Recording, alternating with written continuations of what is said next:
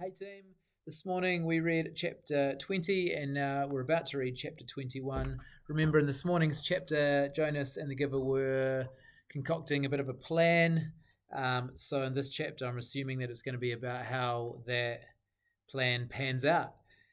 This is your picture at the start of the chapter, so you can see Jonas there on a bike. Let's see what that's all about. All right, chapter 21.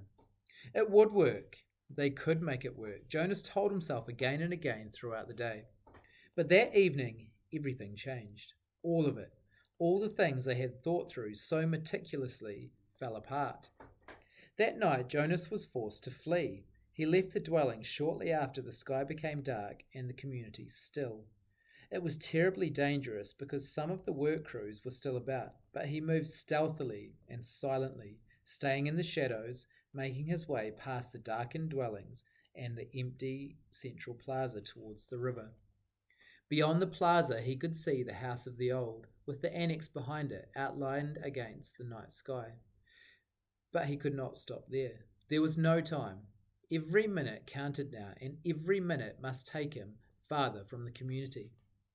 Now he was on the bridge, hunched over on the bicycle, pedaling steadily. He could see the dark, churning water far below. He felt surprisingly no fear, nor any regret at leaving the community behind, but he felt a very deep sadness that he had left his closest friend behind. He knew that in the danger of his escape he must be absolutely silent, but with his heart and mind he called back and hoped that with his capacity for hearing beyond, the giver would know that Jonas had said goodbye. It had happened at the evening meal. The family unit was eating together as always. Lily chattering away, mother and father making their customary comments and lies, Jonas knew, about the day. Nearby, Gabriel played happily on the floor, babbling his baby talk, looking with glee now and then towards Jonas, obviously delighted to have him back after the unexpected night away from the dwelling. Father glanced down towards the toddler. "Enjoy it, little guy," he said. "This is your last night as visitor." "What do you mean?" Jonas asked him. Father sighed with disappointment. "Well, he wasn't here when you got home this morning because we had him stay overnight at the nurturing centre. It seemed like a good opportunity with you gone to give it a try. He'd been sleeping so soundly." "Didn't it go well?" Mother asked sympathetically. Father gave a rueful laugh. "That's an understatement.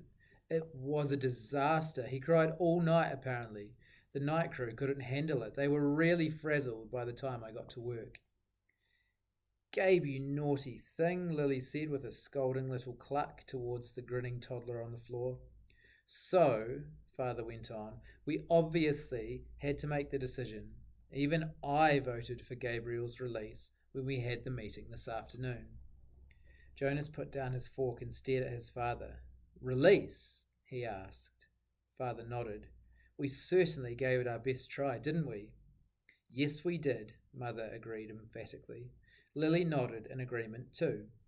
Jonas worked at keeping his voice absolutely calm. "When?" he asked. "When will he be released?" "First thing tomorrow morning. We have to start our preparations for the naming ceremony, so we thought we'd get this taken care of right away." "It's bye-bye to you, Gabe, in the morning," Father had said in his sweet sing-song voice. Jonas reached the opposite side of the river, stopped briefly and looked back. The community where his entire life had been lived lay behind him now, sleeping.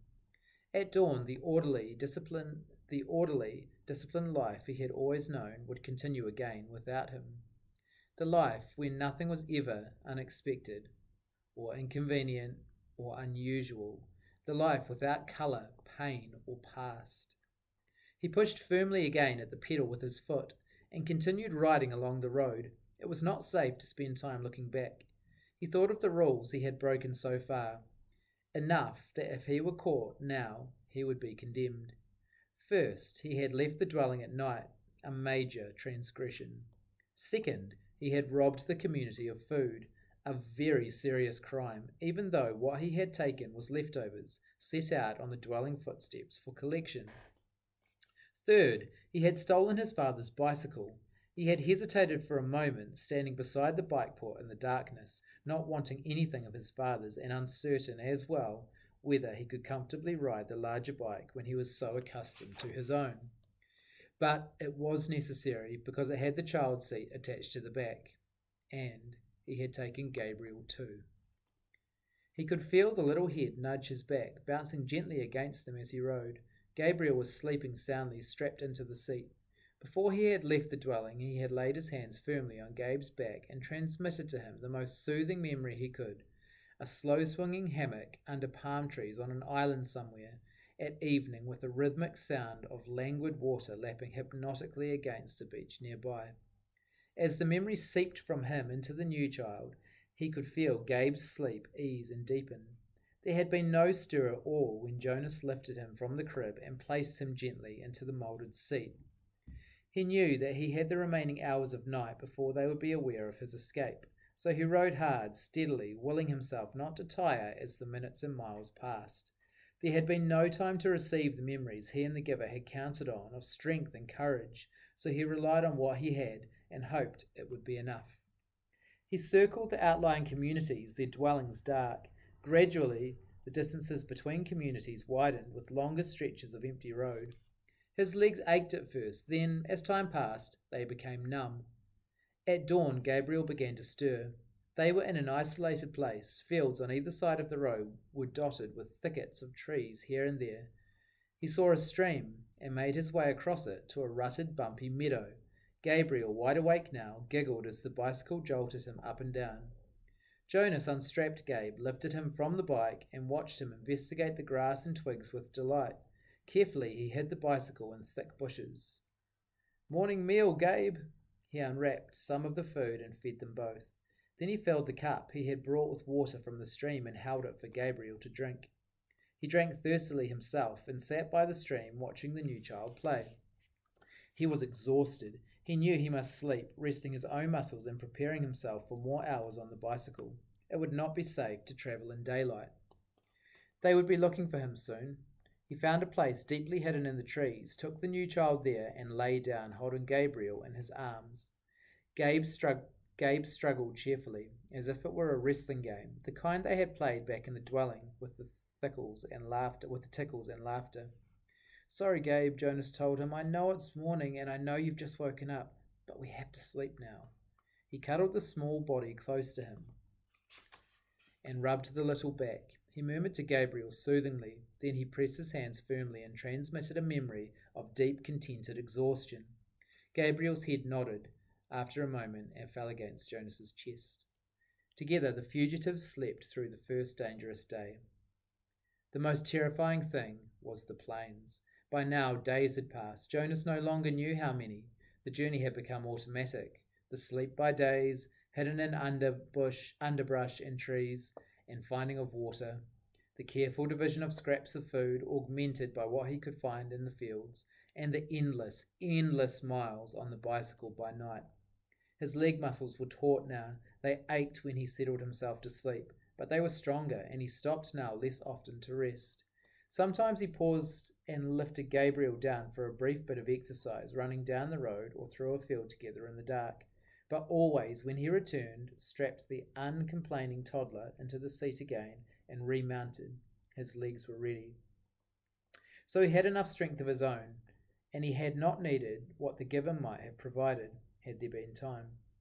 But when the planes came, he wished that he could have received the courage.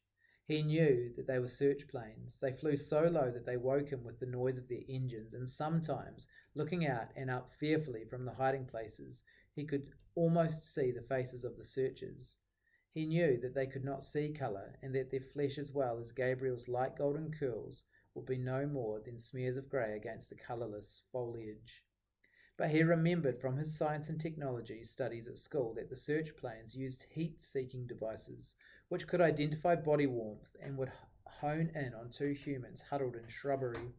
So always when he heard the aircraft sound, he reached to Gabriel and transmitted memories of snow, keeping some for himself. Together they became cold, and when the planes were gone they would shiver, holding each other until sleep came again. Sometimes, urging the memories into Gabriel, Jonas felt that they were more shallow, a little weaker than they had been. It was what he had hoped, and what he and the giver had planned. that as he moved away from the community, he would shed the memories and leave them behind for the people. But now, when he needed them, when the planes came, he tried hard to cling to what he still had of cold and use it for their survival. Usually the aircraft came by day when they were hiding, but he was alert at night too, on the road, always listening intently for the sound of engines. Even Gabriel listened and would call out, "Plane, plane," sometimes before Jonas had heard the terrifying noise. When the aircraft searchers came, as they did occasionally during the night as they rode, Jonas sped to the nearest tree or bush, dropped to the ground, and made himself and Gabriel cold. But it was sometimes a frighteningly close call. As he pedaled through the nights, through isolated landscape now with the communities far behind and no sign of human habitation around him or ahead, he was constantly vigilant, looking for the next nearest hiding place should the sound of engines come. But the frequency of the planes diminished. They came less often and flew, when they did come, less slowly, as if the search had become haphazard and no longer hopeful. Finally, there was an entire day and night where they did not come at all. And that's the end of the chapter. We are so close to the end. 2 more chapters to go. Friday tomorrow, and we will finish them tomorrow, so we can look forward to see how the story ends. I must say it's starting to get quite exciting. Lots of anticipation building as we get nearer to the end. It's a very well written book, using a lot of what we talk about in class, that's showing, not telling. So lots of creating images, using imagery to create things inside your head so that you can imagine the story that's being told. All right, team, I'm going to leave you there, and I will see you again tomorrow. Ka kite a popo.